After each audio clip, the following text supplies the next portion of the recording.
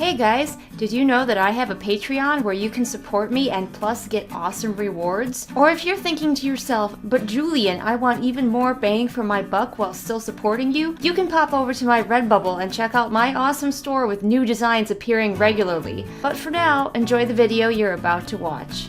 Hey everyone, it's me, Julian Greystoke. I'm wearing my writer's sweater, which is covered in cat hair and needs a wash, but who cares? We're gonna wear it anyway. Today we are actually going to be doing a sort of revamp of a video that I have done before. I'm looking at doing more writing videos again, and I was looking back at some of the ones that I have done in the past, and I was not very satisfied with this one, so we're gonna have a revamp. I'll leave the old one up in case anybody wants to go check it out, links in the doobly-doo, but this is gonna be the new and improved version. Like I said, I am looking to do more videos about writing, so if there's anything you want me to talk about, please comment below and let me know. Also keep in mind that I have done quite a few writing videos already, so please feel free to check out the playlist for that. Today we're going to talk about naming your characters. I love naming characters. I am in love with names, name meanings, just the sound of names, characters fitting their names. Names are big for me. In fact, names are even a theme in my novella Phoenix, which you can purchase for yourself on Amazon, links in the doobly-doo. But now let's talk about naming your characters. Well, as I always try to remind people in these videos, I am not the god of writing, I'm just somebody here to share what my experience has been, but it is only my experience, as I am but one person. One lowly writer out there in the world of many, so things that work for me might not work for you. This is just my thoughts, tips, and tricks that I have picked up along the way. So naming characters, how do I do it? For me, it's pretty simple. When I want to name a character, either A, they name themselves, their name just comes to me, fully formed with that character, or if I'm not so sure, I use baby name websites. A lot of authors swear by baby name websites, but some of them eschew baby name websites completely, do not like to use them for whatever reason. But I find them to be immensely useful. For examples of characters that went both ways, my character of Joanna from my story Boots came with her name. Her name was Joanna, I knew that from the very beginning. However, the character of Levi, the miller's son, did not come with his name, and so I did do a bit of research to find a name with a meaning that fit him. And that gets into my second point. I personally prefer names that have meanings. It's an Easter egg that I like to put in a lot of my stories.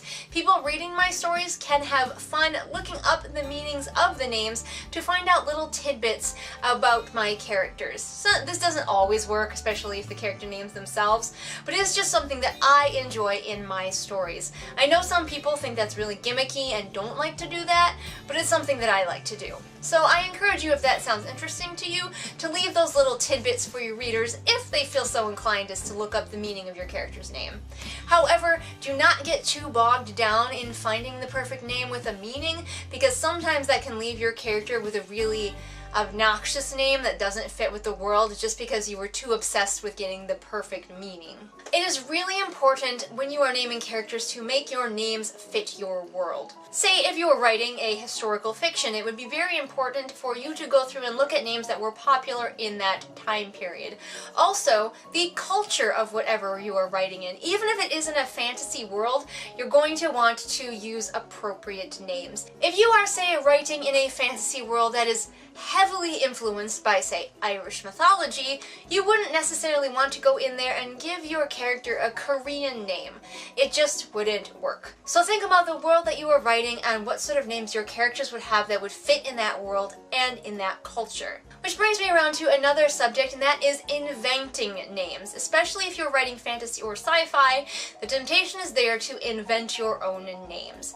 Now this is just a personal preference. I do not like inventing names. I like names that already exist, partially because it is easier for my reader to be able to figure out how to pronounce that name in their head, especially if it's something they've seen before or something they could potentially look up if they really wanted to. Making up names just does not appeal to me as much. That feels more gimmicky to me than, say, name meanings. However, if you are going to make up a name for a story, make sure that it is not too ridiculous.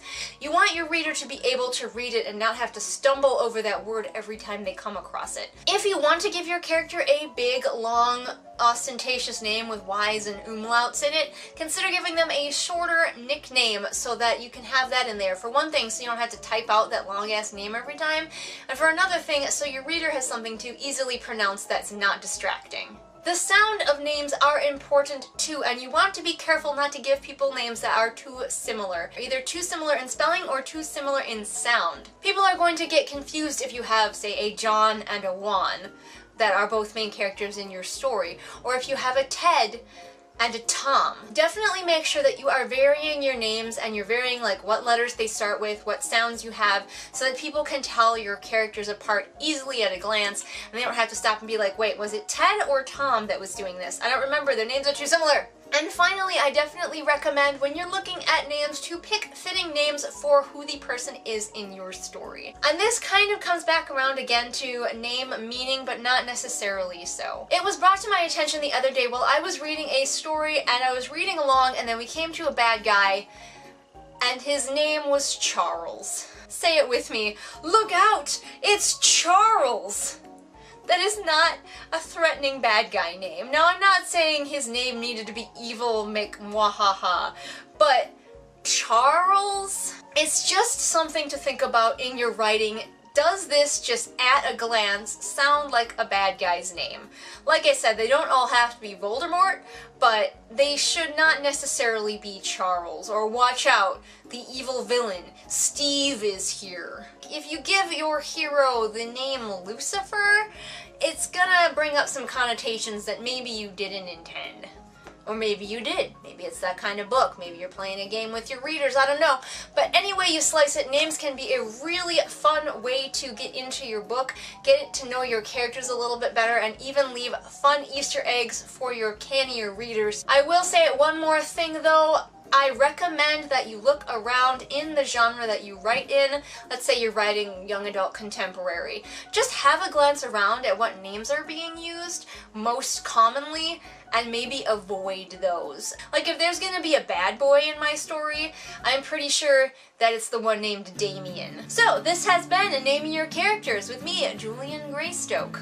If you want to find out the origin of my name, because my real name is Emily, but I go by Julian Greystoke, obviously, links in the doobly-doo to that video where I tell you the deep, dark secret. Do you have any tips for naming your characters? How do you do it? And are there any other writing videos that you would like to see from me? Comment below and let me know. Of course, I post new videos here Mondays and Fridays. All the links to my social media are in the doobly-doo for ease of clicking. And if you liked what you saw here, but you wish it was higher quality, then you can support me on Patreon. All of the donations I get on Patreon are going towards, very slowly, getting me better equipment. Well, I will see all of you guys again next time with whatever it is I happen to be doing next time. Bye! What's up, everybody? It is shout out time. Time to shout out to my very first patron, Kim. And if you want to be cool like Kim, become a patron over on Patreon.